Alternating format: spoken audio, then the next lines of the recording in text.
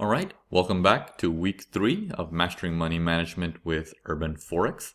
Now, in this video, I'm going to be talking to you more about how do you measure opportunity if you're an aggressive trader. Okay, if you're an aggressive trader. And what I mean by an aggressive trader for this particular video is a person who's entering a little bit too early. Okay, so in that same example that we looked at on the last video, as the trade is preparing to roll over and then take off, a person might get too excited and saying, that's it, I'm buying right now. Or that's it, it's going up, I'm buying right now. And then having to sit through all of that stuff. So everything, now before we even get into that, everything in the Forex market should be measured in terms of risk to reward. Okay? Everything should be measured in terms of risk to reward. Okay? We discussed this in the first few weeks where we discussed how much are you putting down as a risk. This should be your number versus how much are you going to get. Okay? I'll put an exclamation for that, for the profit. Okay? How much are you risking against how much are you going to profit, right? Now, aggressive traders have a tendency of getting overly excited by saying, I can see it's going down. And initially the idea is, no, I know I need to be calm. I cannot just take a buy just like that. The pullback happens, comes down the second time. They're like, oh, I can see he made a lower low. I know I need to be calm. I can't just take a buy just like that. But then the next green candle kicks in and he goes all the way up. Now they're overly excited, like, this is it. This is it. And they end up taking a buy up in this area thinking, now we're going to go target up to this area or higher. Okay, this is a common mistake. Now, whatever opportunity you might be trading, okay, whether it's a range trade, pullback trade, channel trade, whichever method you're trading, there is an aggressive trader who is looking to get in a little bit sooner rather than later. Okay, for conservative traders, we're going to be discussing it in the next video. But for aggressive traders, you're looking to get in sooner. Now, the risk management for aggressive trader, on top of that, is they'll put their stop losses right here at the recent low. Okay, some might even have the audacity of saying, well, it's already on its way. Why waste my money here? Okay, because aggressive traders also tend to be the greedy traders, right? Why waste my stop loss here? Because from this price to this price, if my risk is $100, then my lot size from this price to this price is going to be according to that. But what if my stop loss, if I looked at it carefully and I don't see price is going to go down anymore, they put their stop losses right there, assuming the next candle is going to blast off to the north. Now their lot sizes is even bigger. They're still risking $100, but their lot size is even bigger because now their take profit up here just became 3R, for example. It became 3 times what their risk is in this size.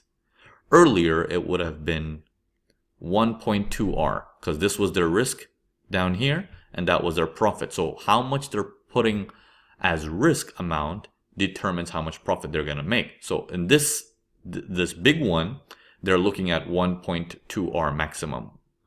Okay?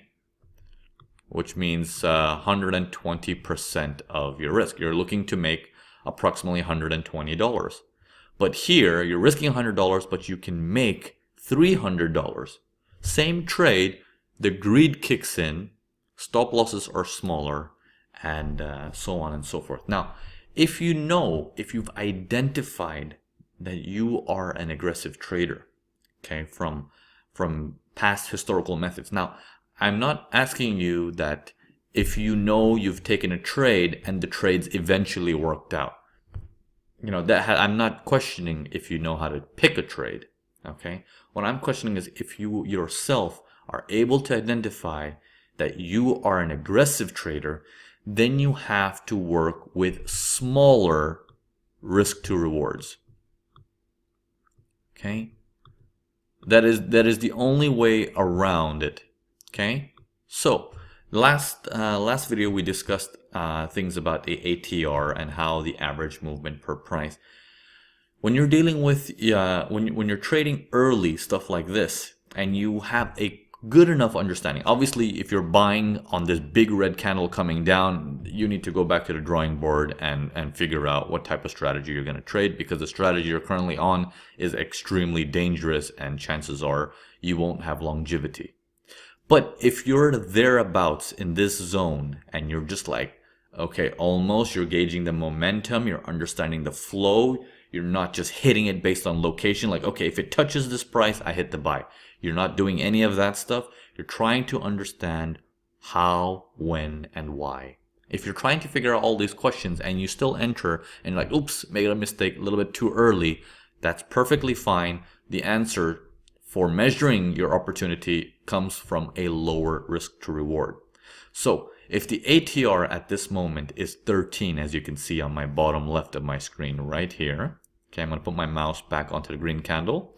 If the ATR is 13, you also want to make sure that you are at the range of 2 ATR, 2 times the ATR, also for your stop loss. Okay, also for your stop loss.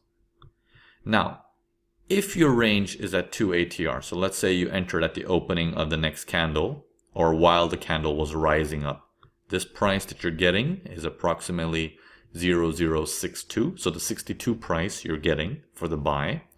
And if 2 ATR, if ATR is 13, 2 ATR is 26, right? 13 times 2 is 26.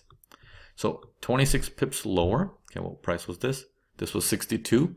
If I reduce 20 from that, that's 42. If I reduce 6 more from that, we're looking at 36, sorry. So right around here. Your ATR, your stop losses should be around that. Now, how do you know if that's still safe? Okay, because that's your risk that you're projecting to the outside.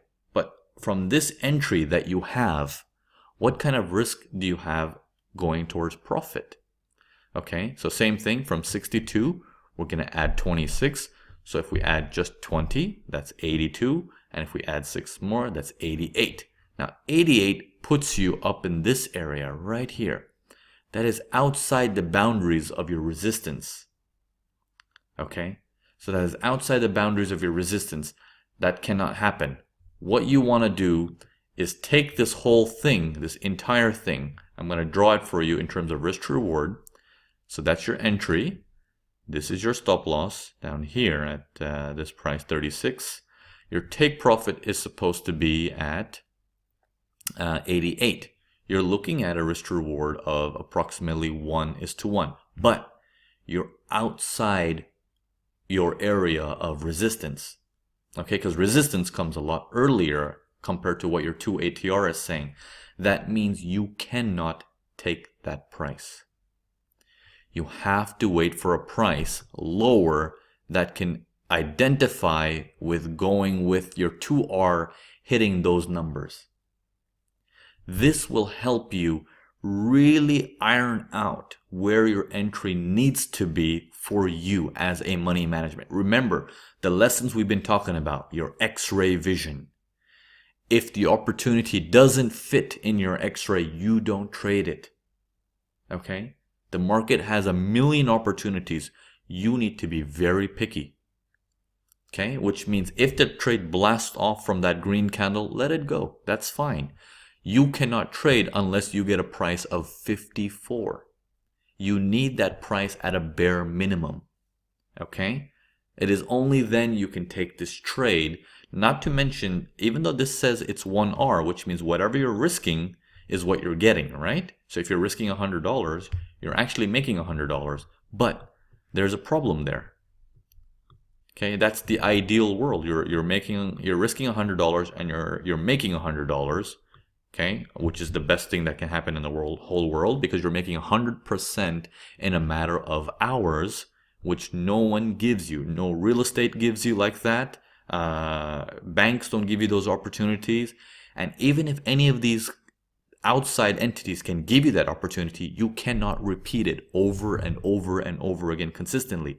in trading, you have this ability to do that. Okay? However, you don't get the full 100. You have to minus your spread. Okay? Your spread or your commission or your fees that you pay to open and close the trade. So it is not, if you see a trade that is 1:1, you are actually not dealing with a 1:1.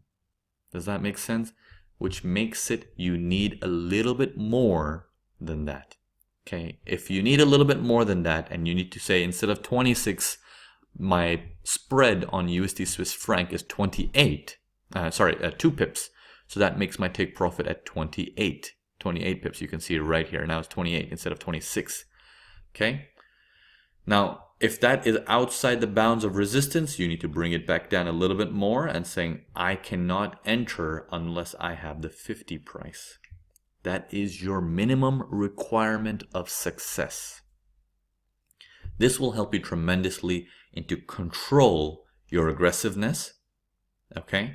But it will also force you to be patient, while at the same time, even if you mistakenly enter too early, your stop loss of 2 ATR is going to give you that additional breathing room necessary to still survive and still profit from the research that you're putting into play, and your education might be partial somewhere, okay? And you have to still fix out some things, but the point is you're able to fix it out while doing this way, okay? And you're still able to walk away with some money being made on this, okay? All right, now let's proceed to the next video, and we're going to discuss more on conservative traders.